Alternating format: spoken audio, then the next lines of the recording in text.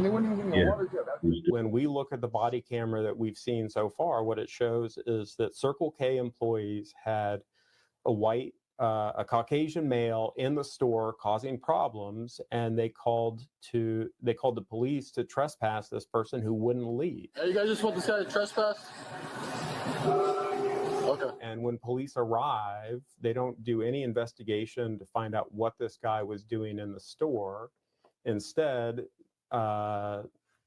they talk to the guy, and he claims that he was assaulted and points to somebody in the street that he claims did it. The guy pointed at Tyrone, who was across the street. We're saying that's the guy that's right there. With the backwards head on, yep. I mean, so we have a situation where the officers respond. Some white guy says, hey, no, some black guy assaulted me, and they just drop what they're doing and head right over there. That's what the video shows. You're standing outside the door opening. That dude. Why don't you wait here first? The black guy? Yeah. And that takes us back to this point. Let's see.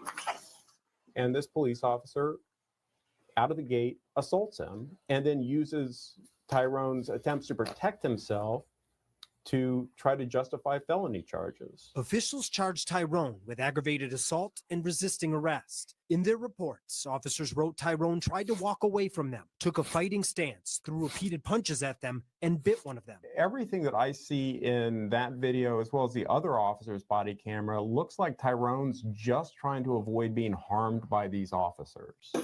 And that only makes them escalate the situation and increase the degree of violence that they're using.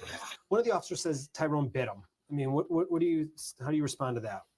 Tyrone was face down on the ground with two officers striking and choking him, and that the only way that Tyrone could have possibly bit anybody on the hand or wrist is if one of those officers placed their hand or wrist in his mouth.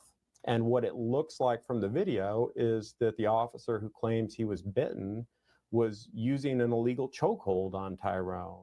Here's the question that, invariably, undoubtedly will be asked. Why didn't he just comply?